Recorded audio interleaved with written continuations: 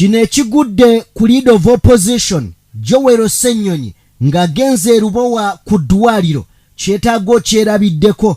Gavumenti eyongedde okubeera ng'eswala mu ngeri y'emu. Omuyizi yeetuze, nsonga kye zimwetugizza, tugenda kubeera nga tuzitunuulira, ate nga waliwo omwana amazike gwe gawambye ne gamutta, nabyo byonna mbirina. Poliisi evuddeyo n'ebaako byetugamba mu ngeri y'emu. Enteekateeka za mwami Museveni oba Jeno Museveni okusaanyaawo abooludda oluwabula gavumenti zirabika nga zikyagaanye, zigudde butaka. Abaana ba NUP bamuvuga right left center mu ngeri y'emu. Munnayuganda munnange, olowooza abasajja be twayitanga abagezi ba Nobert Mao kati amagezi tebagatulagira mu kubba bakaabasajja? Byonna ogenda kubeera ng'obitegeera. Omusajja avuddeyo akakasa omukazi gwe wayanjudde, mukyala wange mulinamu n'abaana beba abagezi. Nagamba Jeno Museveni ye muntu akwata omuntu gw'olowooza nti mugezi ekisukkiridde n'amufuula omusiru asembayo mu nsi. Tubaanirizaako mwenna gye musinziira okubanga mutugoberera abali mu bitundu by'ensi ebyenjawulo. Omukutu oli ku DPTV Uganda, and of course mbeera Sajime abeerawo kubanga mbatuusaako ebintu ebyenjawulo. Olunaku olwaleero ndina muganda wange Cobbs, tuzze okubanga tubatuusaako ebyo eby'ensonga eby'enkizo era ebyo ebisukkulumye mu bisukkulumu bye tulonzeeyo. Njagala Cobbs ababuuzeeko, tutandikire awo. Yes, mbabuuzaako gwe na gy'osinza okutuwuliriza nti omukutu obeera kugwa DPTV Uganda, we bring you the best. Okay, abuterevu watali kubeera nga tubalwisa, njagala kubeera nga tugenderawo mu mboozi esoose n'olunaku olwaleero. Cobbs, yes, ensonga z'omutaka ow'ekika ky'endiga zikyagenda mu maaso n'okuba nga ziranda. Yes. Wabula ensonga zino njagala kutegeeza nti bannayuganda balabika tusemberedde kyetwagala. Amazima gali nti obusungu bugenda buwera n'entiisa egenda ekendeera, era ng'entiisa gye babadde baatuteekamu nti emmundu wowayi. Amazima kirabika bannayuganda bagenda babivaako. Waliwo omwami eyakutte omusajja eyasindiridde omutaka amasasi. Ebigambo bino ayina engeri abyogeramu. mbu yamutudde mu kifuba, yamukutte mu kifuba mu bulago, naye ng'olimbu alwana okugyayo emmundu. Ndoza bakalabi. Cobbs, njagala kubuulira bino byonna ebigenda mu maaso. Nze bajjajja bakindaga, bajjajja bakindaga, muzeeyi kikoofiira, mwenyeeke sawa yonna ali mu kawungeezi. Kale katulabe akatambi kano. Mubaka mu bulago era bwe namubase mu bulago olw'okuba nti amaanyi ge gonna gaabadde ku mmundu yabadde tansinza amaanyi naye nga nsinga obukodyo. Yadduse emirundi ebiri nga nesikambula n'adduka n'abanga ayagala okukoma ku mmundu nenkavali nga awali emmundu naye yadde ayagala mmundu kyekyange gaabadde amaanyi ge. Amaanyi gonna gaabadde ga mmundu, amaanyi gano ag'obuntu nabadde musinga era singa yabadde ansinga amaanyi g'obuntu yabadde ajja kunkuba amasasi kuba yadde asobola okukima eggulu. Nze nkulidde kuno najja kuno 93 nembeera awo wa mukyala maama wa bosa mutanaba kufa, nembeera naawo mwezi ennyumba ereereza mukyala. Obulamu bwange obunabuzimbira kuba ino famire eringa famire yange kubanga obulamu bwange bwonna bwe nava mu kyalo ekisibira wa. Okay, oyo ye mwami ebigambo biwulidde Cobbs. Nkugambye yagambye bw'ati namukutte mu bulago. Buli wookera ku makya no frustrating abantu. Omanye emmundu yabanga ntiisa. Mu kiseera kino baleetanga twasokanga tulina abapoliisi nga tetukyabatya. Omwami n'agenda tuyiwamu aba UPDF. Mu kiseera kino UPDF batambula ng'obatunulya nga ba bulijjo. Kati abantu batandise okweŋŋanga emmundu. Ndowooza kiba kikola. Anti kyeyagaliza kyeyagala ng'ekyo kiba kikola kiti gye bayita enkebete. Mbuuza ogambye kiba kikola okyagala kibeerewo kitya? Wali oyagala kibeere kitya? Nze ndabaho opportunity omwaganya enkebete evuge. Kale waliwo omwami ono alina obubaka bwagenda mu maaso n'okuba nga atutegeeza.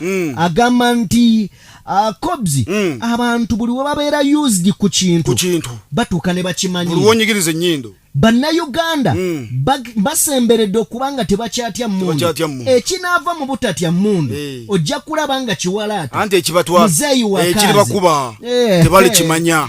Kale akatono nnyo katulabe akatambi kano. Okutta kugenze kufuka kwa bulijjo nnyo nekiba kati abantu bagenze bakimanyira lulinga baganda bakubye omuntu amasasi nga kitiisa nnyo mudduka budusi ne mugenda abantu bagenze bamanyira. Twagamba ono mu gavumenti lulinga tujiwa amagezi nga temuyingiza nnyo emmundu buli mmundu lwezibaire nnyingi mu bulamu bw'abantu kireeta ebintu bibiri kireeta abantu zimanyira kireeta abantu butazitya. Edda nga omuntu alaba emmundu nga yeefula ebigo bisatu tudde omuntu alaba emmundu kintu kya bulijjo kubanga ziringa bijanjaalo. So kakati abantu bagenze bakimanyira nti ow'emmundu naye alya mmere nga gye tulya ow'emmundu naye nnyo ntemulumanga weetuluma naye oluusi taba na ssente naye oluusi akola ensobiso. Abantu bagenze batandika okuba kati tugenda tufuuka engalaka egan era nti abantu batandise okuba nti bavumu okusobola okuba nti basobola okunganga omuntu yenna alina emmundu era omukisa bwe gubeerawo nga bwe gwabaddewo ne basobola okuba nga naye bamukola ki bamuzingiza. Okay. Kobzi. Nabino nabyo tubitegeere. Njagala kutegeezako gwe wenna gy'osinzira okuba ng'otugoberera nti abantu bannayuganda abawambibwa tebavanga mu makomera. Wabula ebimu ku bisinga okuba nga bitunakuwaza n'otunyiiza kwe kubanga waliwo eyavaayo ne yeewako obujulizi n'awa ku gavumenti obujulizi nti ono ye tumulina. On top of that tulina ekibiina oba ekitongole ekirwanirira eddembe ly'obuntu ekiyitibwa Uganda Human Rights Commission era ng'ekitongole kino kikulirwa omukyala Mariam Wangadya Mwendali ne byalaba tabitegeera ali awo kasayita abantu baffe nti mizimu akadiyidde mu butumbaavu muyi bebabasajja bebabakazi abali nga bategeera. Kakati wulira lwaki oyinza okugamba sajjime lwaki ogamba nti omuntu mutumbaavu bino bye byoleka kye tuwogera nti mukama we asobola okujja n'asoma abantu abaabula bw'amala obbasoma ate mmwe ne muvaayo ne mugamba nti bano aba NUP balalu bakama ye babiri ye kennyini gundi ani ono mwogera asityaga kwogera nnyo linnya ono kiwalaata ejunta avaayo n'ayogera ne mukama we addirira awo saba minisita ne n'ayogera ate gundi ye n'abyegaana. Njagala tusooke tufune wano nga mwami Museveni asoma amannya gano then bwe tuvaayo olabe kye tuzzaako bino bwe tubagamba nti mwami Museveni bw'akuwa ekifo akuwanga gw'oli muntu naye ng'akulaba nga kisiikirize. Yes kye kigambo ekituufu akuwanga oli muntu naye ng'akutunulamu ng'olinga kagologoosi asona ndingidi notandika okubiibya wali olabyeko abiibya amateera ogamanyi nga tegaliiko muziki abaana baziniranga ku birango kakati bano mwami Museveni bakozesa bazina tekulina birango n'atandika okubiibya ate olina making sure nti omusanyusa okitegedde wamukaddekadde abakadde baba n'entondo bw'ogaana okukola ayinza obutanywa akoyisaamu empi. Kale katulaba akatambi kano. Ssenyonyi Adam Kasozi Waswa Rwetute Dennis Kiseka Bone, they are all here. Both the 177 and the 65. The security people should make this information available to the public, so that this talk of disappearance is answered.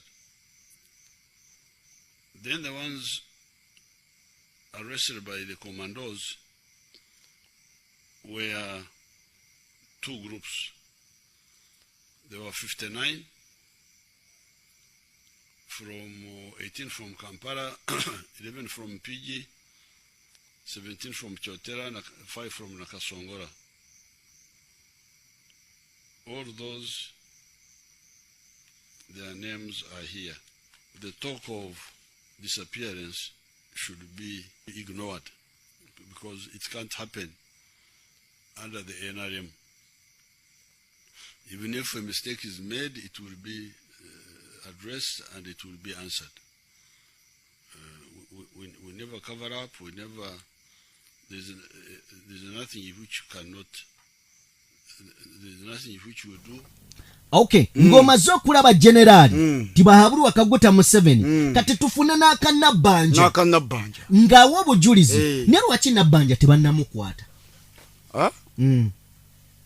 ana ajja kugamba nti babingamba obbi amabaati ani yamugamba junta ate kati nabbanja yawa obujulizi nabbanja gwovunaanibwa kukubba amabaati gwomu ku bavubi be baleeta gwomu gwe tulaba wano ng'okola ebitagasa oli ogwana mu ntebe gwomu avaayo mbw ate oyina abantu ne bannaye katufune gavumenti eyaffe. But we are fortunate that Kibarama was traced. He was arrested recently in October in a place called Kakiri, and he's one of those that is claimed to have killed police officers in Chiboga, Wakiso and other places. Oyo ye Robina Nabbanja Musafiri saba minister Kobzi Nabbanja oba ng'amaze okwogera ebyo waliwo omukyala ono ye tumusuubira okuba nga alwanirira ddembe ly'Abannayuganda kubanga Nabbanja kitegeerekeka nti akolera junta akolera muzeeyi wakazi w'ogukofiira okitegedde kakati oyo yayinza okutegeerekeka naye ate ono ye alwanirira eddembe ly'Abannayuganda owa Human Rights Commission ye yandibadde ayogera sense tasobola kwogera sense lwansonga ne mukama we yennyini talina nnyo mirembe gya wansi ekituufu kiri nti alimba talina nnyo mirembe gya wansi kasooka tufuna akatambike ate n'ekirala bwe baba balina abantu babanja nti bawambibwa babanje bali be bateebereza nti bawamba abantu baabwe naye kati nze wangadya omukazi omunaku nganze nina obusobozi obuwamba. Do I have capacity to abduct anyone? I don't have that capacity.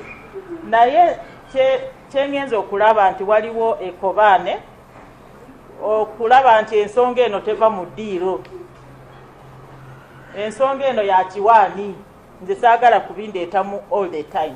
Oyo ye Maria Muwangadya waliwo abantu abasaana okukwata mu gavumenti ya Museveni n'obakuba emiggo kafutayita abantu baffe nti ekireka mizimu n'obakuba kibooko beetaga mu Uganda empya n'omugyamu agagalali beetaga kibooko n'omutunulya n'ogamba oba ono ye yazaala byo byatuuka byafuna ebifo abaana baabwe baasoma dda boogera bya busiru n'otunulya ng'ayogera bogas omukazi gwe.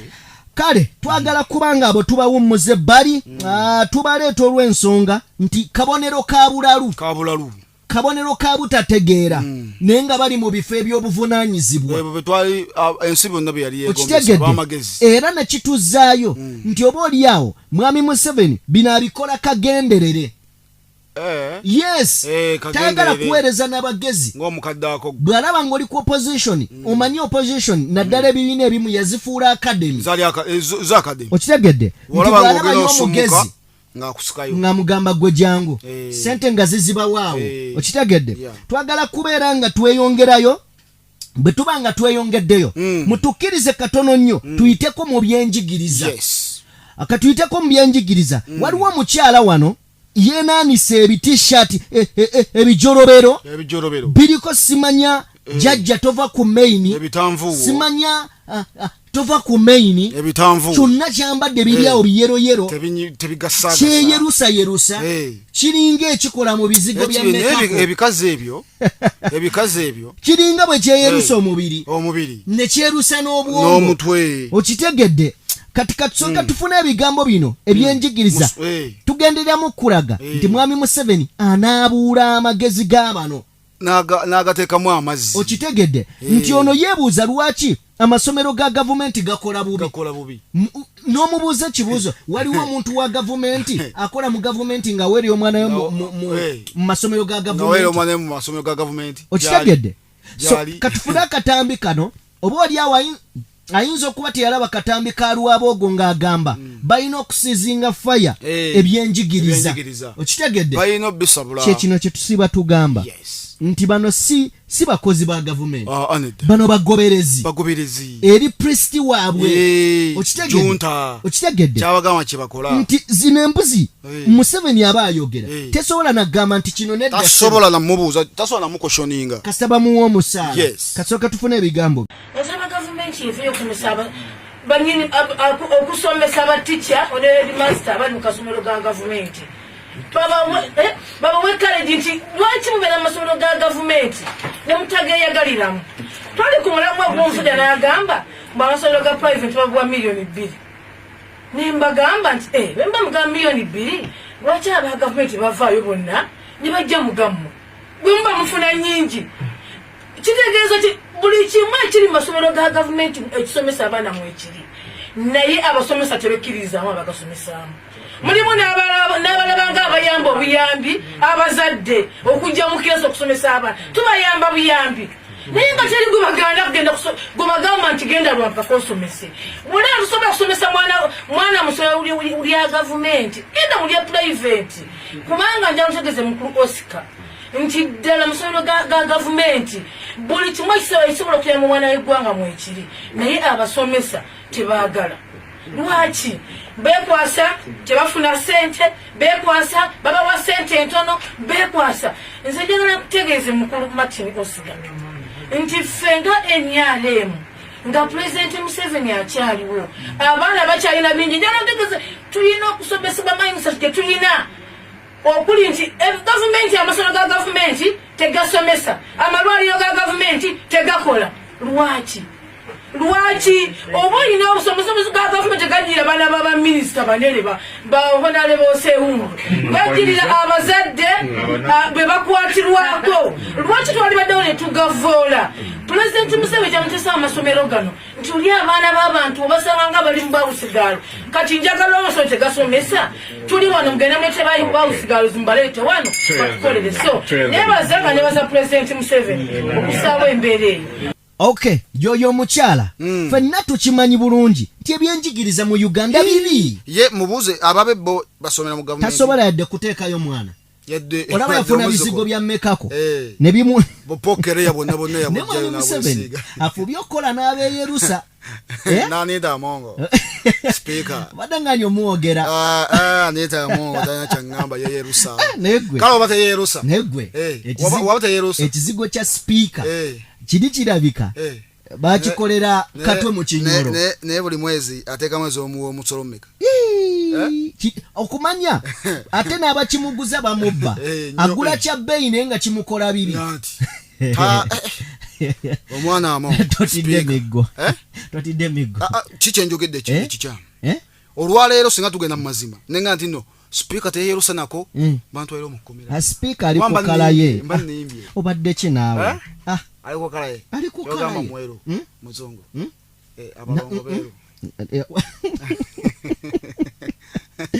kale atwagala kubeera nga naawe tuvaawo bwe tubanga tuvudde tetunavaawo katufuna akatambi ka lwabogo ono omukazi omutirimbuzi ategeere kiki kye kitegeeza ne bino byawogganira abantu takoma kutirimbula abantu ekinnuma bijja eno mu bantu ne byeyogeza ebirungi naye nga bimanyi amazima gali emabega katufuna akatambi ka lwabogo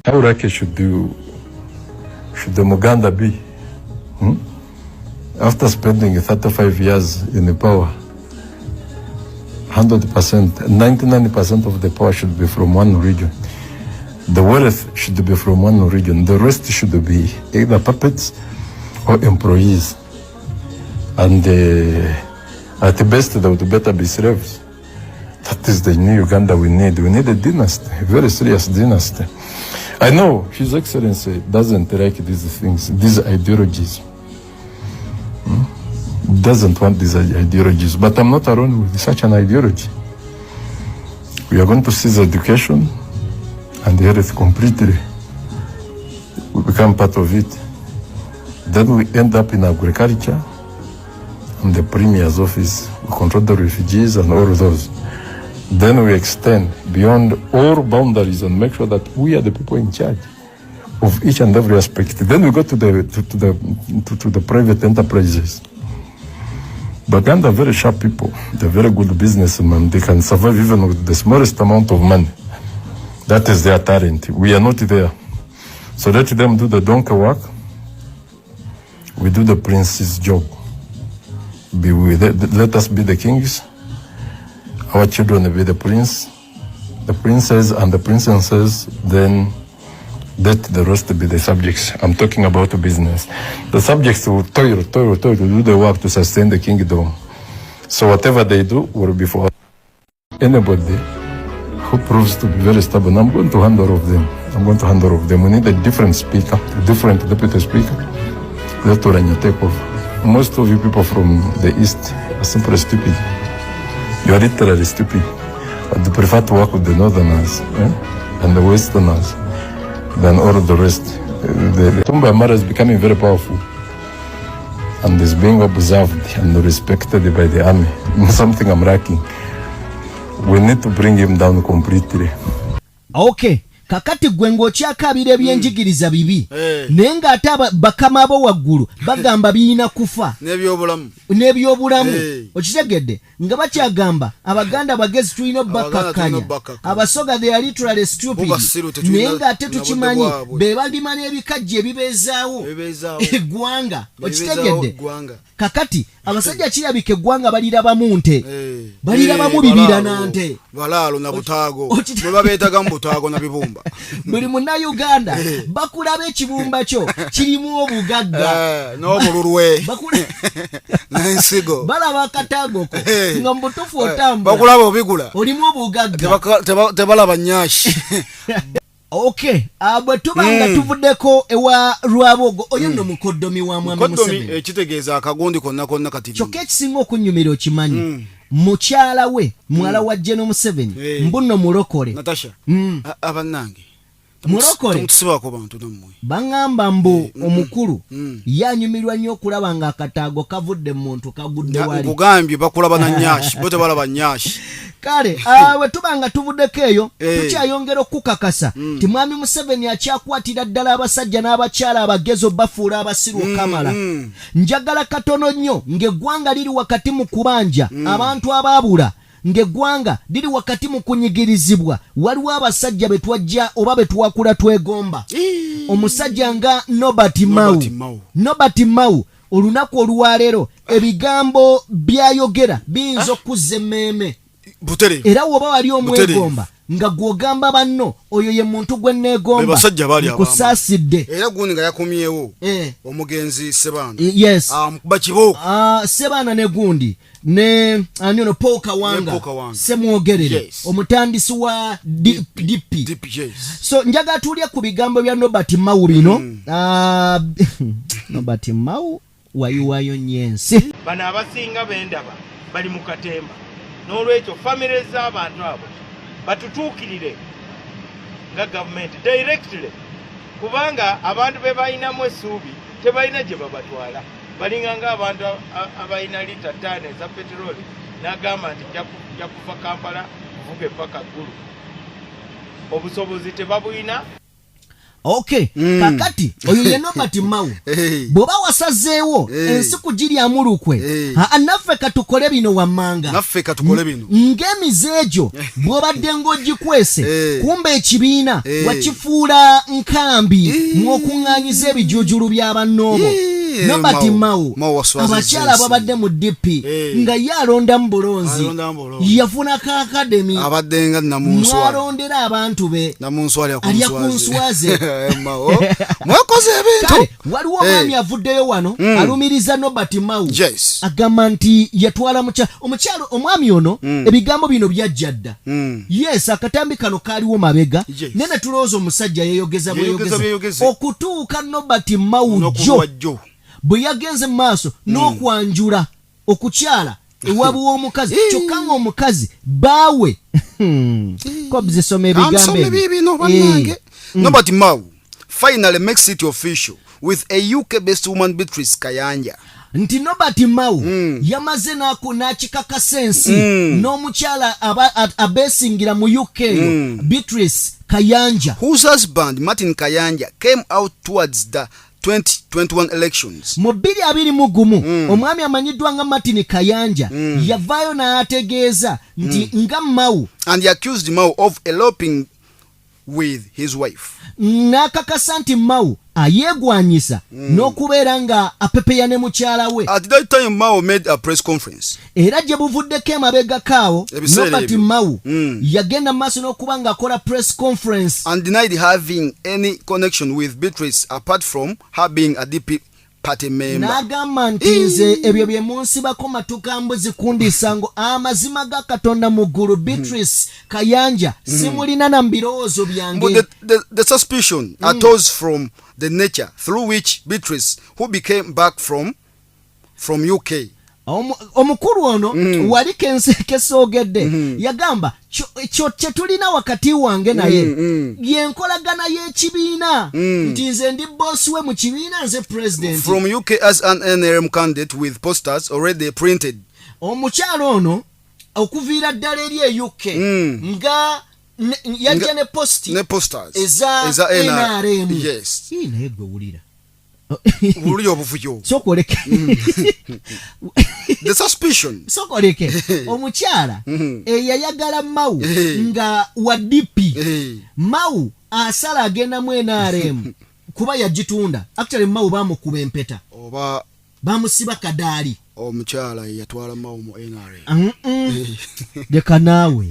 Mao bamala omusiba kadaali. Nono omukyala bwe yali aveeyuka akomawo yadde atakubisiza posta ya NRM. Owulidde? Kakati bengene bagamba the husband made this video then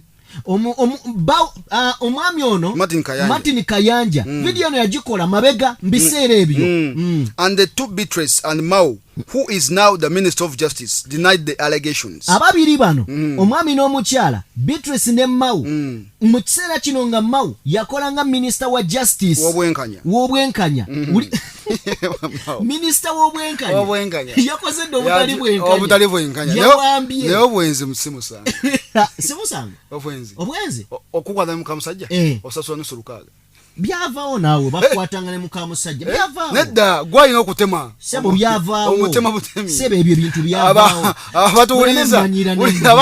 abatuwuliriza bagenda kuga olwe mu section oba nusulukaaga netoli kya sabuni sebo byavaawo teri muntu wa muntu gwojja sinikirako mannyo sebo nga mwana wani gwokomberako ebijigo nga nkusanga ne mukyala wange ng'ogeri ng'osinika ati wamugenda gwekyokola nga tamutuusa mu kooti nkutema anti tema butemi nekigwere wagamba yazze kunzita ng'onunirako ebibono olukaaga lulwo netoli kya sabuni kya lusanvu. Yesterday they officially unveiled their relationship to public in a lavish ceremony. Olunaku olw'eggulo lwabadde lunaku lwa Sunday. Bano ababiri Mao yeewakana ne Beatrice yeewakana nti tebeeyagala bamaze ne bakifuula official. Bakifuula official? Yes. Naye kale kyembuuza ono omukyala kubanga ekya Beatrice Kayanja lyasigaddewo kagenda kwetuma Beatrice Kayanja Mao ajja byejjako ate ekyo oluyita nti erinnya liri ku lususu naye katuwulire omusajja ng'alajja na bambi. Amanya gange bampita Martin Kayanja. Nze bba w'omukyala gwe bayita Beatrice Kayanja. Abasinga muyinza okuba mumumanyi ng'omukyala eyeesimbawo ku kifo ky'obwa Lord Mayor mu Kampala. Ekizibu kye nnina nti waliwo omwami gwe bayita Nobert Mao alemedde ku mukyala wange. Nobert Mao buli wagenda wonna aba ayagala atambule n'omukyala wange nga yamuli ku mwanjo era gwasikulembeza n'alaga ekifaananyi nti omukyala wange alinga owuwe. Kino ekintu kityoboola obufumbo bwange ne mukyala wange, kityoboola obufumbo bwange eri ab'emikwano ab'eŋŋanda abazadde. Amasimu ganvugira, abantu bambuuza mwabaaki, kiki ekigenda mu maaso. Nange oluusi mbulwa ebigambo. Nobert Mao nkwegayiridde, weesonyiwa omukyala wange. Ekibiina kyo kirimu abakazi abawera. Oluusi tambulako ne ku bakyala abalala. Owange muweeko ku kagaapu. Maama w'abaana mukyala Kayanja bawo mukyakwagala, abaana bo bakwagala era tukumisinga. Tukusaba tetuganye yingira ebyobufuzi, naye si buli ali mu byobufuzi yeeyisanga we mweyisa. Beeramu n'ekitiibwa ky'owa obufumbo bwo, ky'owa bbaawo. Beerako n'ekkomo, mawo omukyala wange si wuwo. Muweeko ku gaapu asobole okubeerako n'emirembe gye ng'omukyala omufumbo. Mukyala wange wava wano ng'ogenza okukola mu mwezi ogwokusatu, ekyembi korona n'akusangayo. Naye tukulinda okemewo gye tuli. Tetukuganye beera mu byobufuzi, naye wa obufumbo bwaffe ku kitiibwa. Kyensembyayo Nobert Mao nkwegayiridde, va ku mukyala wange, kozesaako abakyala abalala. Omukyala mufumbo erinze Martin Kayanja, Beatrice Kayanja, mukyala wange omulungi ennyo, komawo, abaana bo bakwagala, bakumisinga, nange nkwagala. Ebyobufuzi osobola obikola naye nga temweyisa bwe mutyo. Okay, bwe tubanga tuvuddeko Cobbs, mu nteekateeka za General Museveni zonna z'alina mu bulamu zakusaanyawo buli ekimusala mu maaso. Zakusaanyawo Uganda. Naye General Museveni alina emyaka emeka? Mbu atuukirira alina emyaka emeka? 8. Emyaka 8. Tubale kala alina emyaka 8. Asigaze emeka ku nsi? Oyo akola enteekateeka z'abalala okufa. Z'abalala? Asigaza nga ebiri kitundu. Siriwalire. Mungu yamanyi. So, Mwami Museveni yavaayo gye buvuddeko akatambi kano katukaddemu okusobola okugyayo story ey'omukulu amanyiddwa nga Joel Ssenyonyi. Kyonna ekimuguddeko. Okay, kale katusooke tukalabe. Kyagulanyi n'abasulu abakumusajika. Aina abasulu abakumusajika abatakumanya Uganda. Abasulu abo harimu abajungu abakasulu warere, harimu abandi abasulu abahanu abinkumanya nabo nimbamanya ogwo musulu ogwo oliya musulu nimbamanya enyomba ine mufayiro yange. Grupu ya Kyagulanyi teroho ninja kugimaraho. You just wait.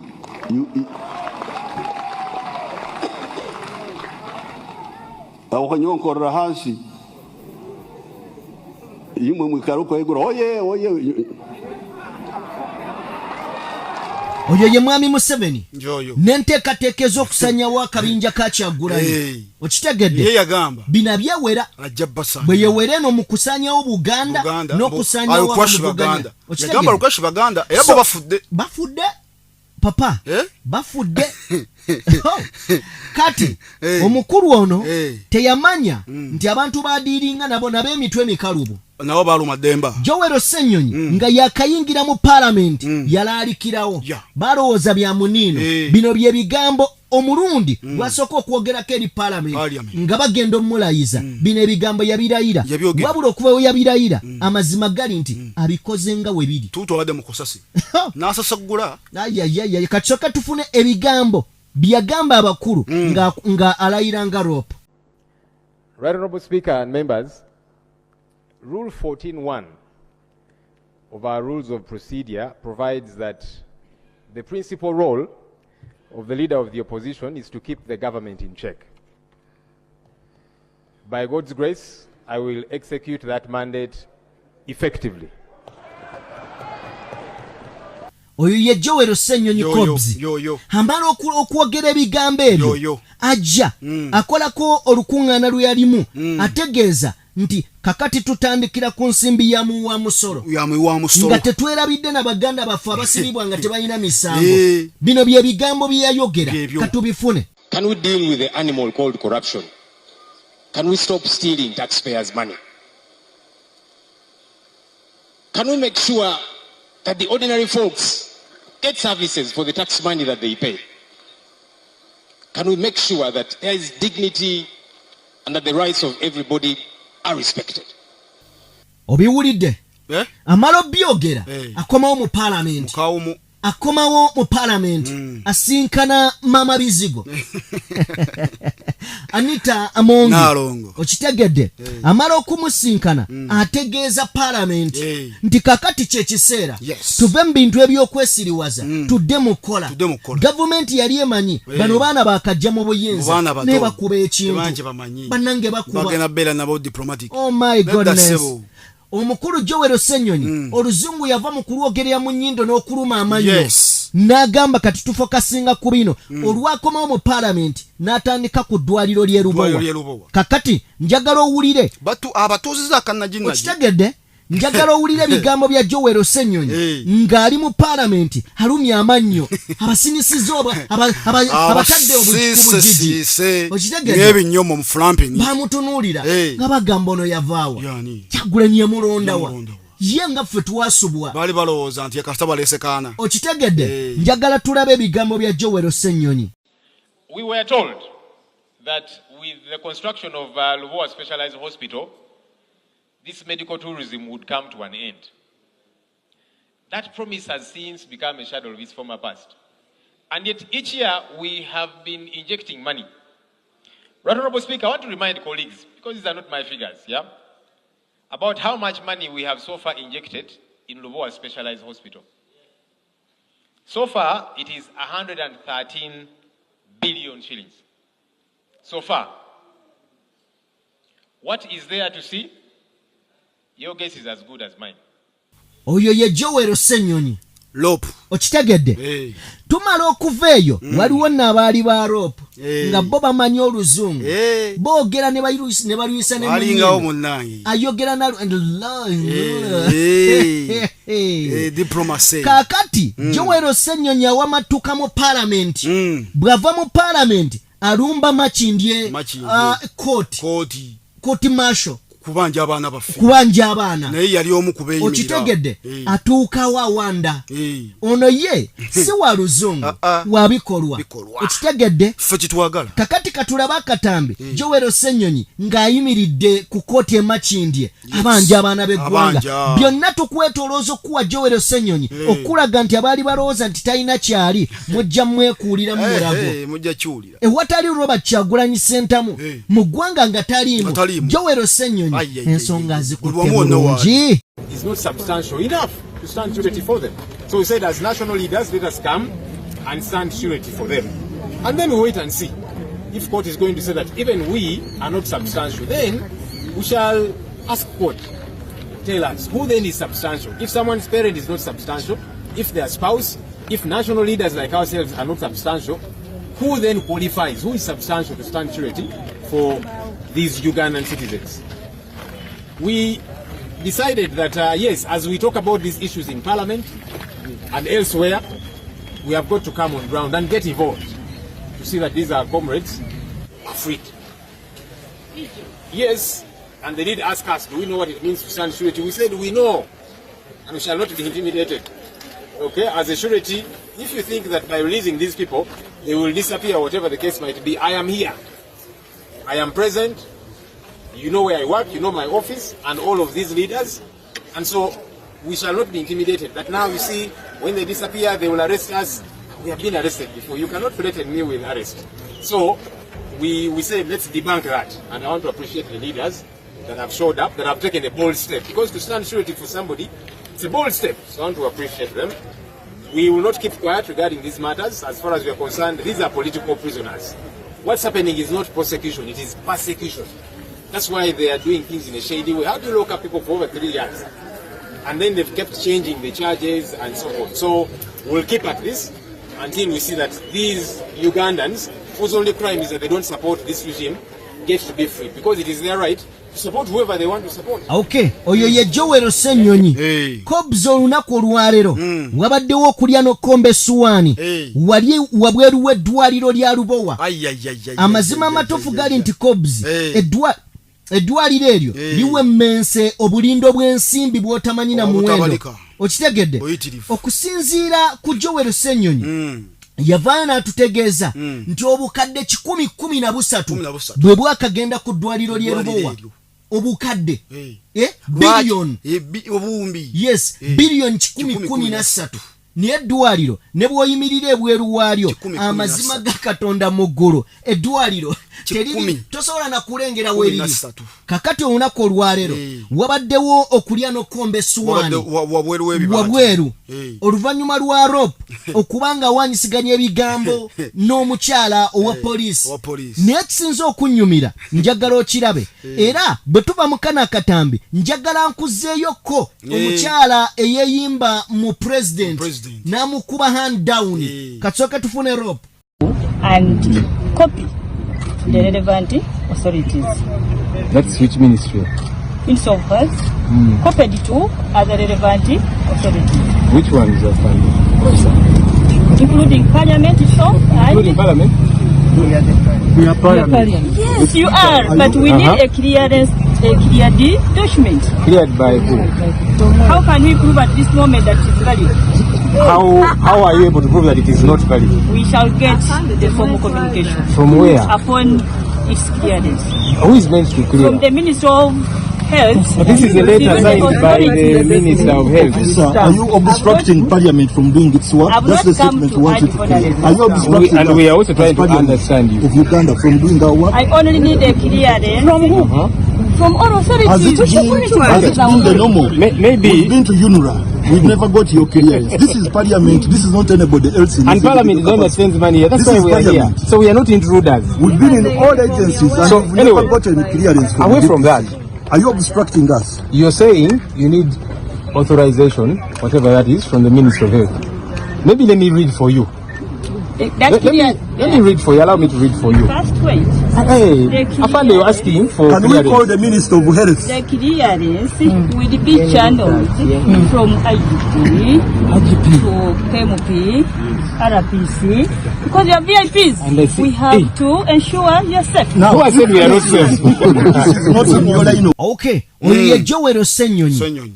Wabula waliwo obubaka bwa bannayuganda nga bwe tumanyi nti entegeera zaawukana olaba omuntu nga mulamu ali smart ayambadde suuti naye ng'omutwe mukalu n'asooka kwogera okitegedde waliwo akoze komenti eno njagala tugitunulemu kobzi tusomere komenti eno agambye bw'ati njogere erinnya lyogere Babushashana Ezra ndoze erinnya mulitegedde Bashushashana yogera and that lady is right. Omukyalo oyo mutuufu oyo gwolabyawo if you Ssenyonyi can't know that there is a people agamba nti gwe Joel Ssenyonyi bw'oba tokimanyi nti waliyo abantu bannaye munansaasira bino bye nange mbisoma busomi nga bwabiwandiise kuba oluzungu lumenyefu. If you Ssenyonyi can't know that there is people out there gwe bw'obanga Joel Ssenyonyi tomanyi nti waliyo abantu ebweru who want to see you dead nga baagala okulaba ng'ofudde, then you're missing out something. Then oyina ky'omissinga either mu bwongo bwo asokoleke eyo comment y'omusajja ebimu ku byategeeza agamba bino nti Joel Ssenyonyi oyo omukyala mutuufu bw'oba tomanyi nti wali abali eyo nga bafa then oyina ekikyamu kyabadde ategeeza oyina ekikyamu ku bwongo. Njagala kuddamu muganda wange amanyiddwa nga Bashushana Ezra njagala kuddamu bw'obanga oli musiru tosiriwaza balala. Bano ababaka ba Parliament bazze n'ebiwandiiko era nga okusinziira ku mpapula ze bagiddeko ziriko omukono gwa minisita wa Health Jenny Ruth Acheng nga gubakkiriza okwakisesinga eddwaliro eryo n'oddirambula ekisimbe okubiraba premises ezo then bwe guba nga gubaddeko omukono baba beetaaga abantu babiri beetaaga omukono gwa ministry ya Health ne Parliament. Kakati Parliament bebo bennyini okitegedde olupapula lwabadde beetaaga lwa minisita kalwaki babaganye kakati babagaanidde ki kakati Bushana Simanga nabo vayo commenting ebyekisibu mutuule ne mubeera ku buzzo bw'ekikumi n'omaze oli obukomando omulala banyiiza nze kati ono Mutebi Jumax olabagana mulamuzi mulamba ng'ali ne speaker wa Parliament okuyingira olwo abo ba MP babadde basuubira ki onagamba nti olaba bagana mulamuzi mulamba nga ali ne speaker wa parliament kati ate gwe olwo ababaka ba parliament kiki mubadde mulowooza then Mutebi nkusuubira okubeera nga otegeera bulungi Mutebi guno mulimo gw'abano guno mulimo gwabwe nga bali ku ludda oluwabula gavumenti ogicekinga okitegedde so temubuuzanga bintu bya kisiru of course tukisuubira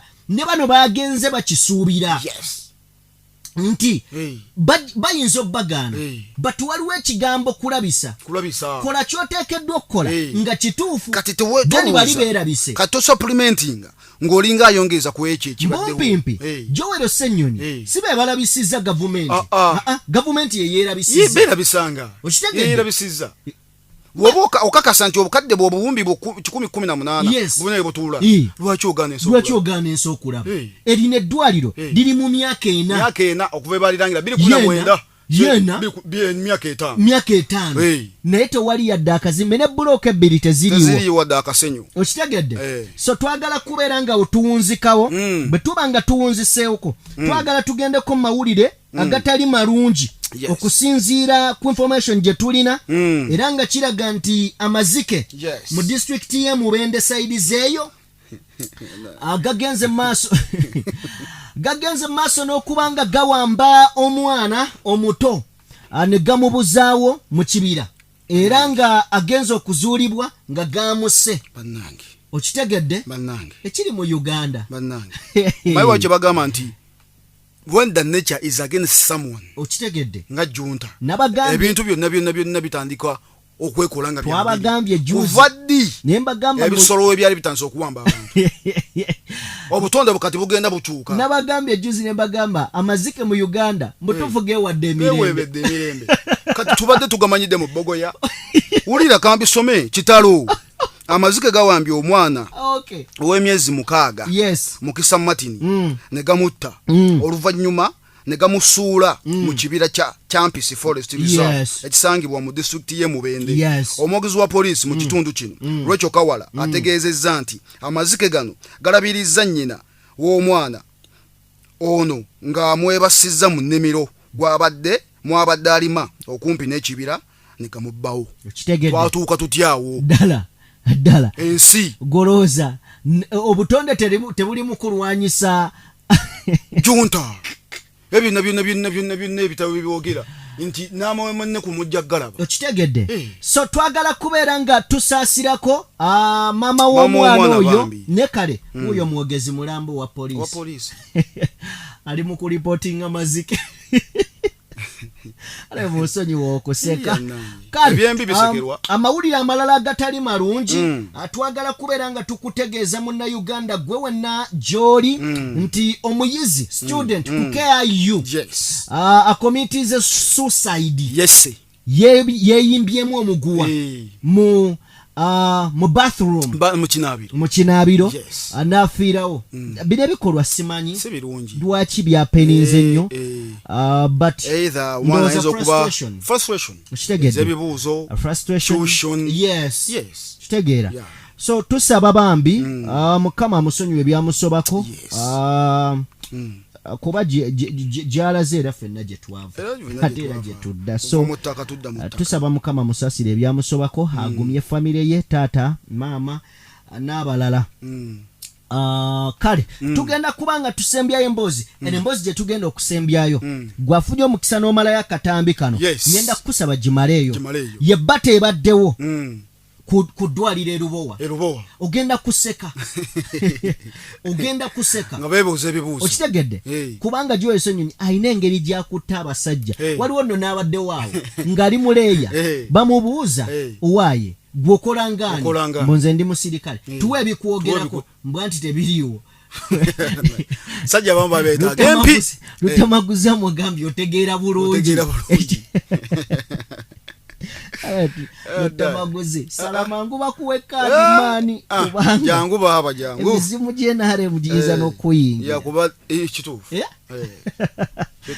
kale mutukirize abba bakabasajja asobola kuba naye amansira bitategeerekeka okubyawubya kale twagala kubeera nga tubateera wano tubeebaza mubadde bawuliriza balungi okuva gye tutandikidde olunaku olwaleero vidiyo ewanvuyeemu tetugenda kutuumirako ne tubagaliza birungi mukama katonda abawe bye musinga okubanga mwagala. It is security. So we need to know which is this a barracks? Is this a security installation that who has to clear? Honorable, don't add words on what I've said. Some words are yours. However, I've told you the ministry is aware there is a security guarding and protecting the facilities at the site. You get me? Now, procedurally, the security department, us, we are not informed. That how are you supposed to be informed? Because now, this is the minister writing. Listen. As per now, we are not. It's just my surprise. I'm just getting this from you that you are accessing the premises. We are supposed to be informed that there is a team coming for inspections at the site. So who am I supposed to inform? The OC, now the ministry, DPC, the IGP? The ministry has the procedures to write. You could have requested from the ministry actually. When the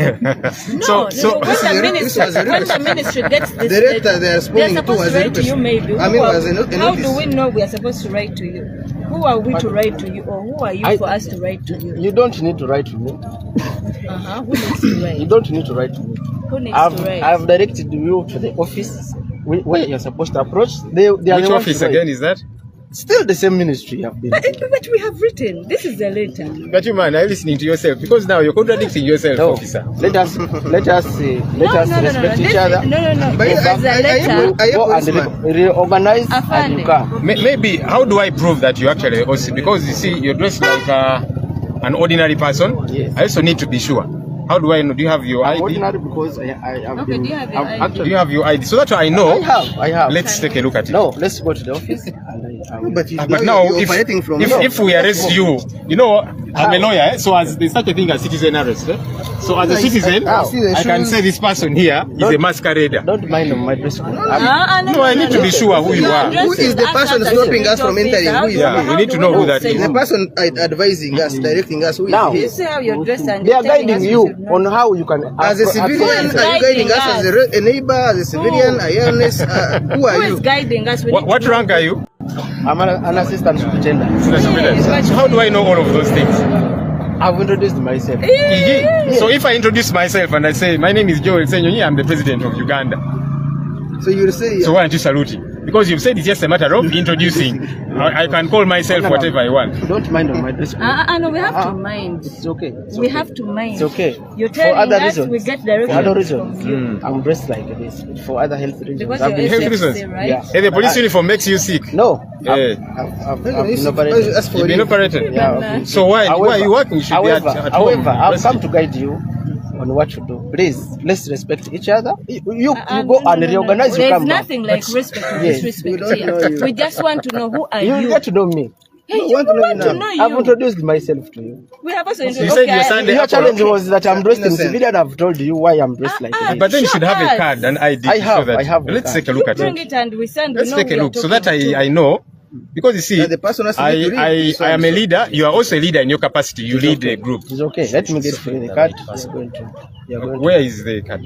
I have it. In the car? Okay. Where is the car here? It is there. Okay, let's go. But this is mine, eh? Yeah, this is yours. So maybe let's go to the car. We see your ID. You have got no. I'm going to send someone to get it. Because firstly, I need to know who is this person addressing us. I've already introduced myself. And I'm saying, and you'll forgive me, but I don't believe you.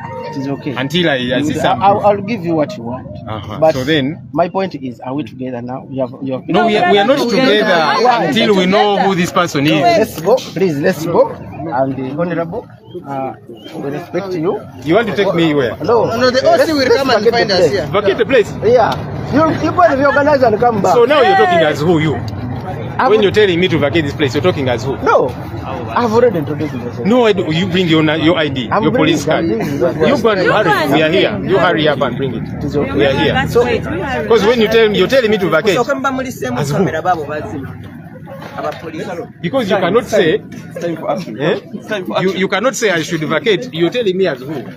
This has come. And by the way, you'll forgive me for not believing you, but how do you expect me to believe you? You have nothing. Yeah. You have no uniform. I have everything. You have no Let's see, and then we can engage. Madam, I've told you why I've not been on the Why? I have not known. I don't Yeah, know so why. you get us your ID I and don't then know why you we'll don't have decide. uniform on. Yeah, we are waiting for your ID. DPC has come. Yes, come. So we are here struggling with a non. The leader of opposition, Joel Ssenyonyi, has just been interviewed.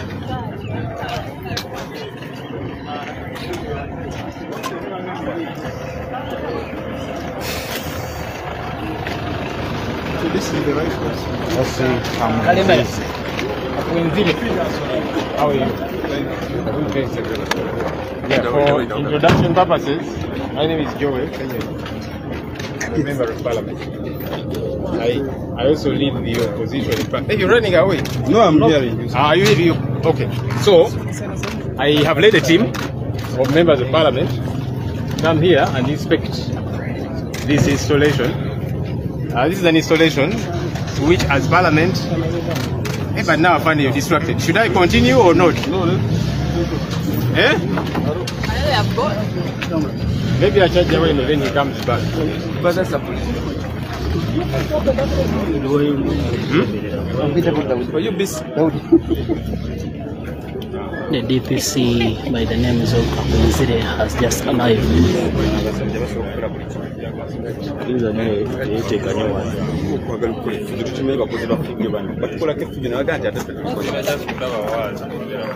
Mr. Kakwezire.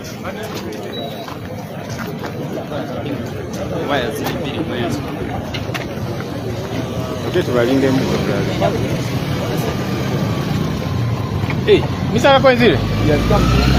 I thought I was still trying to engage you, sir. Good morning. Yes, sir. You are coming. Eh? First, You don't have microphones. My name is Joel Ssenyonyi. Come again? Okay. So I'm a member of parliament. I also lead the opposition in parliament.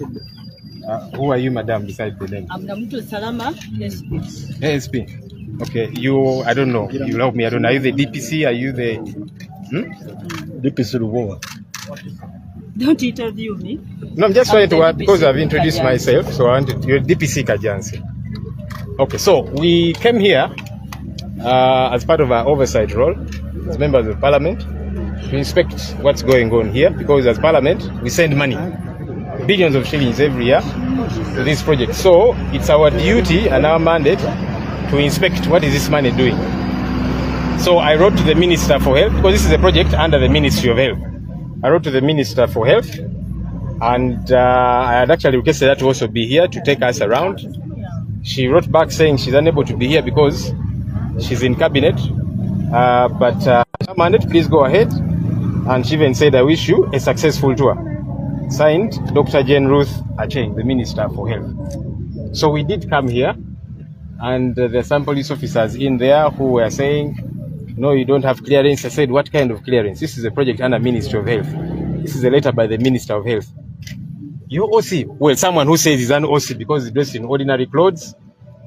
He's not sure what he's saying. He's saying, I'm in ordinary uniform because I am sick. I said, if you're sick, why are you at work anyway? Show us your ID. So we didn't engage much with him because we don't even know if he's a masquerader. But it's good you have come. So we are here and we would like access to these premises to do our job as members of parliament. For now, I will refer you to the ministry to clear you and copy the relevant authorities. That's which ministry? Ministry of Health, copied to other relevant authorities. Which one is Afudde officer? Including Parliament itself. Including Parliament? We are the parliament. We are Parliament. Yes, you are, but we need a clearance, a cleared document. Cleared by who? How can we prove at this moment that it is valid? How are you able to prove that it is not valid? We shall get the formal communication. From where? Upon its clearance.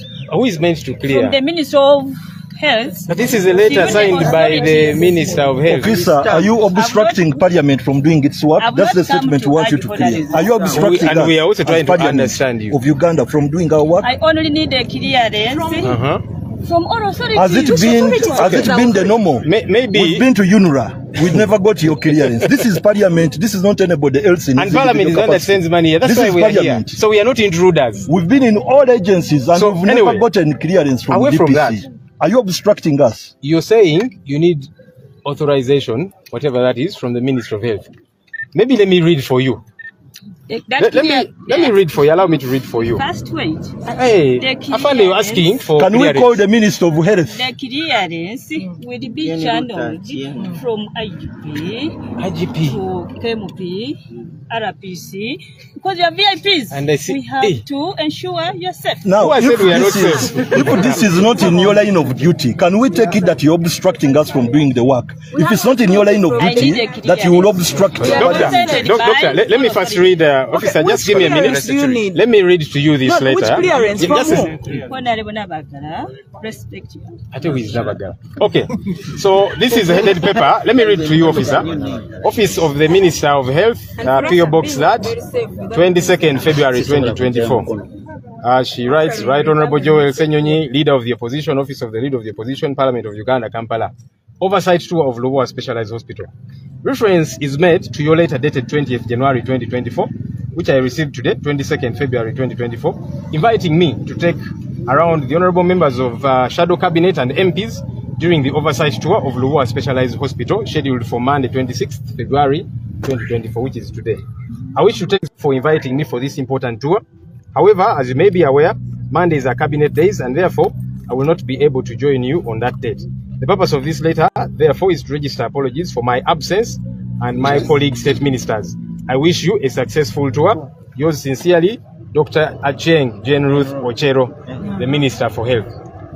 So, are you uncopied to the Minister of State for Health, Permanent Secretary, Director General Health Services? Are you disputing that this letter is not valid, or are you saying this is not enough, there is something more you need?